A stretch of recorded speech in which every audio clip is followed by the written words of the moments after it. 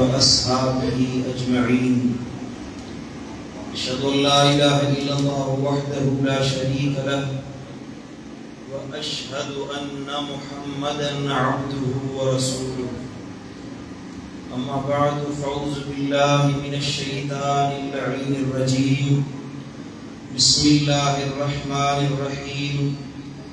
سلام على الياسين إنا كذلك نجزي المحسنين. صدق الله مولانا العلي العظيم. إن الله وملائكته يصلون على النبي يا أيها الذين آمنوا صلوا عليه وسلموا تسليما. اللهم صل على نصیب فرمائے. جو بات سنے اللہ اس پر عمل کی توفیق عطا فرمائے. اس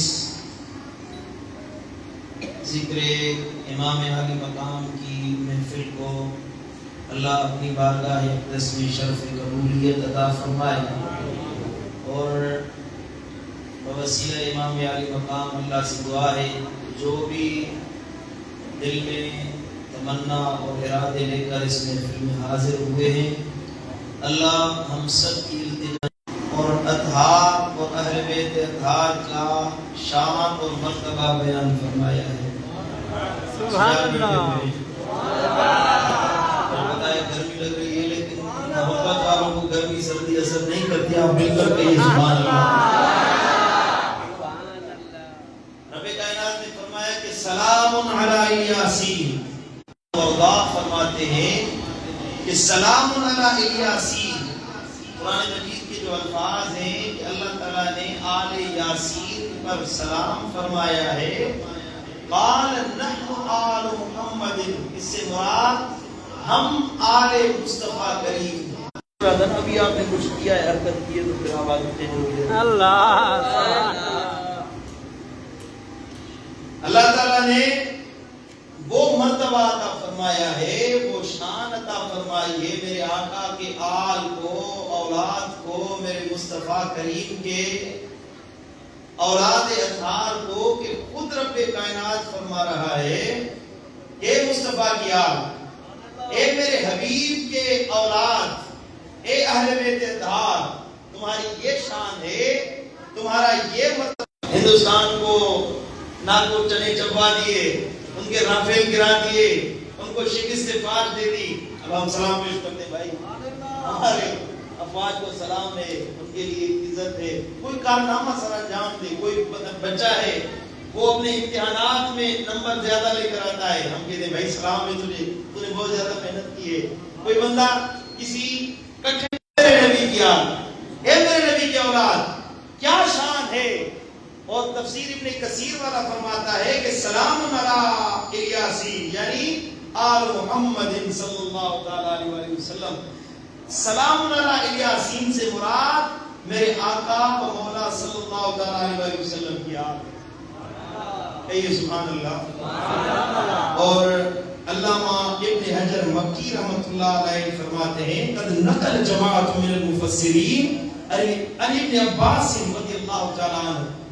حافظ ابن حجر فرماتے ہیں کہ کثیر تعداد میں ایک جماعت ہے جن سے نقل کیا گیا ہے، روایت کی گئی ہے کہ حضرت سیدنا ابن عباس رضی اللہ تعالیٰ عنہ جو میرے آقا و مولا صلی اللہ علیہ وسلم کے کزن تھے، حضرت سیدنا عباس جو نبی کے چچا ہیں، ان کے صاحبزادے تھے، وہ فرماتے ہیں سیدنا عبداللہ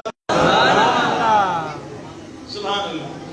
بھائی ایسی کیا خاصیت ہے حضور کی آل میں؟ سمجھنے کی بات ہے. ایسی کون سی خصوصیت ہے میرے آقا کی اولاد میں کہ خود اللہ فرماتا ہے کہ میں انہیں سلام پیش کرتا ہوں. یہ زمانہ ایسا زمانہ آیا ہے، اللہ محفوظ فرمائے، کہ بے ادبی کا دور چل رہا ہے، گستاخی کا زمانہ چل رہا ہے. ایک دوسرے کی تو عزت اچھالتے ہی ہیں، لیکن وہ پاکیزہ نسل، وہ جو جن کی شان قرآن نے بیان کی، مصطفیٰ کی زبان نے بیان کی، ہم ادب والی جماعت ہیں. میرے آقا کی نسبت میں جو بھی آ گیا اس کی عزت کرنی ہے.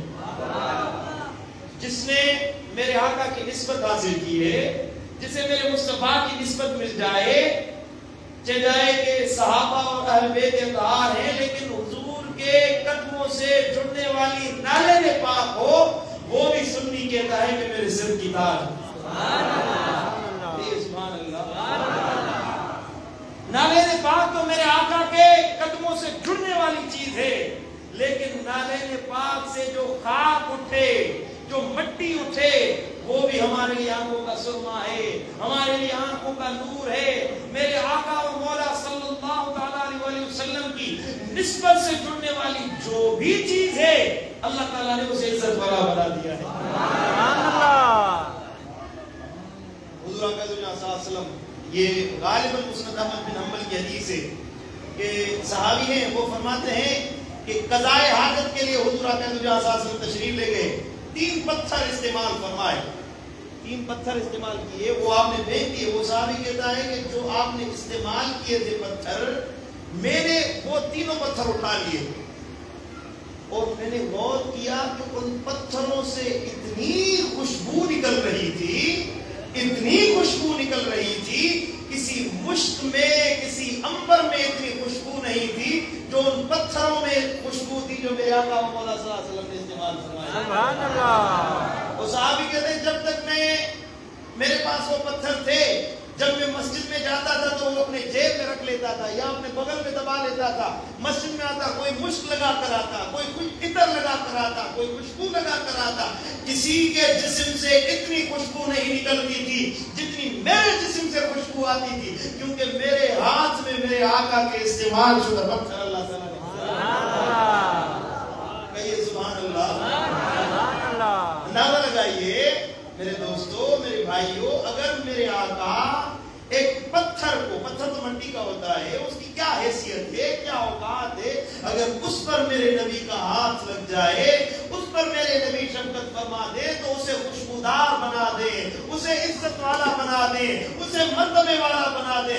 بتائیے جو اصحاب میرے آقا سے ہاتھ ملا کر وفاداری کا اعلان کرنے والے تھے، جو میرے حضور کے نام پر اپنے جانیں قربان کرنے والے تھے، اپنی عزت و وقار قربان کر دیا، اپنا مال و جان قربان کر دی، ہر چیز میرے آقا کے نام پر قربان کر دی، اور جو ہاتھ ملاتے تھے میرے آقا کے ہاتھ سے، بتائیے اللہ نے ان کو کتنی شان عطا فرمائی۔ کہیے سبحان اللہ۔ تاجر تجارت کرنے سے عزت والا نہیں بنتا۔ صدیق اکبر، ابو بکر تھے، ابو قحافہ کے بیٹے، وہ تاجر تھے، لیکن انہیں تجارت نے یہ شان نہیں عطا کی۔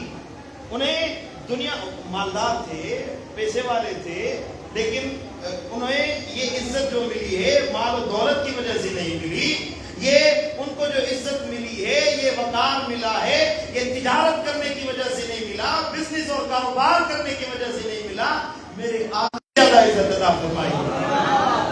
پڑھے صلی اللہ علیہ رسول اللہ،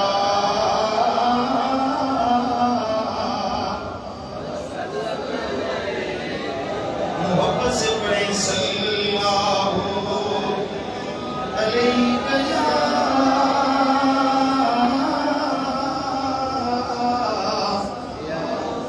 یا رسول اللہ۔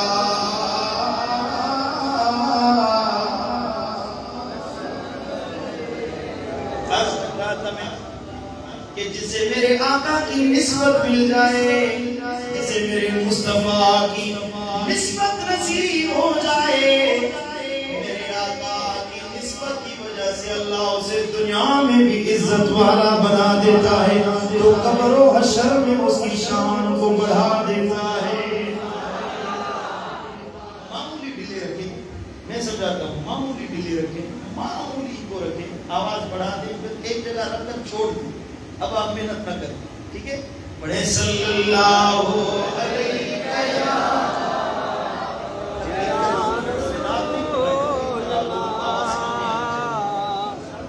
محبت سے پڑھیں صلی اللہ رسول اللہ۔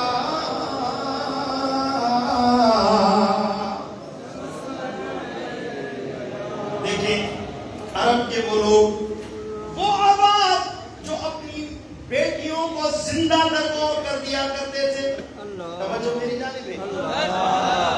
آپ ایک دوسرے کے دیکھے ہوئے ہیں، ایک ہی محلے میں رہتے ہیں. میں پہلی مرتبہ آپ کے پاس ہے، مجھے دیکھیے نا، آپ اس کی جانب چہرہ کر لیتے ہیں. میرا چہرہ آپ کو پسند نہیں ہے. ادھر دیکھیے، میں آپ کو مصطفیٰ کی حال کی شان بتا رہا ہوں. سبحان اللہ، سبحان اللہ. عرب کا کیا حال تھا؟ زندہ اپنی بیٹیوں کو درگور کر دیتے تھے. لیکن جب میرے آقا کی نسبت میں آئے، جب میرے آقا کے ہاتھ میں ہاتھ ملانے والے بن گئے، انہوں نے کہا یا رسول اللہ ہاتھ ملائیے، ہم آپ کے ہاتھ پر بیعت کرتے ہیں. کس بات پر بیعت کرتے ہیں؟ حدیبہ کا واقعہ گواہ ہے کہ میرے آقا نے فرمایا ہے کوئی جو میرے نام پر جان قربان کر کے دکھائے. 13,000 صحابہ سب نے کہا یا رسول اللہ یہ جان کیا ہے؟ ایک جان لاکھوں جانیں ہوں آپ کے نام پر مسکراتے ہوئے قربان کرتا. بدلے میں کیا ملا؟ نسبت مصطفیٰ کی وجہ سے یہ اللہ کی طرف سے اعلان ہوا کہ رضی اللہ عنہم ورضوا عنہ، اللہ ان سے راضی ہو گیا، یہ اللہ سے راضی ہو گئے. اب کوئی قیامت تک کیا بھی بکواس کرتا رہے، کیا بھی بولتا رہے، کچھ بھی بکتا رہے کہ صحابہ یہ صحابہ وہ، اللہ تعالیٰ نے فرمایا کہ تمہاری کوئی حیثیت نہیں، تمہارے جملوں کی الفاظ کی تحقیق کی کوئی حیثیت نہیں.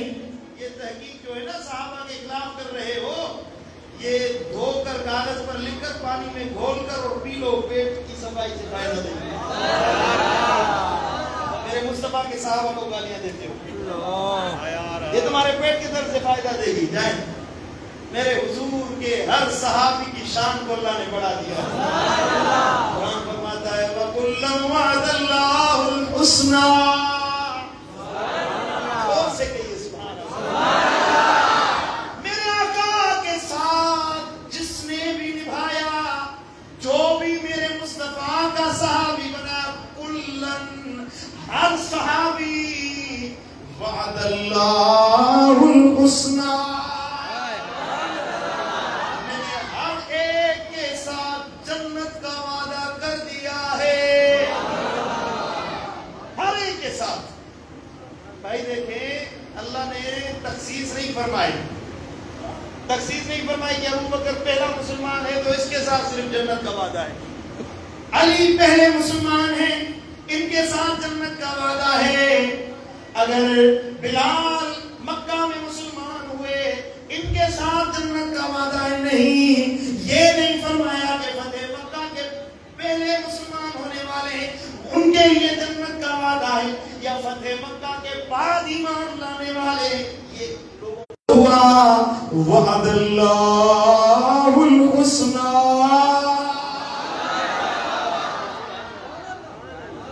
سب کے ساتھ میرا جنت کا وعدہ. سبحان اللہ. اور ہمارا عقیدہ یہ ہے، کہیے سبحان اللہ. تمہیں شعر پڑھو.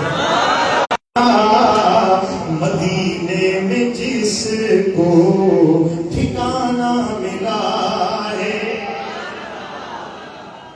جس سے مل گئی ان کے در کی گدائی، اسے دو اپنے مقدر پہ قربان جاؤں، مجھے یار کا آستانہ ملا ہے.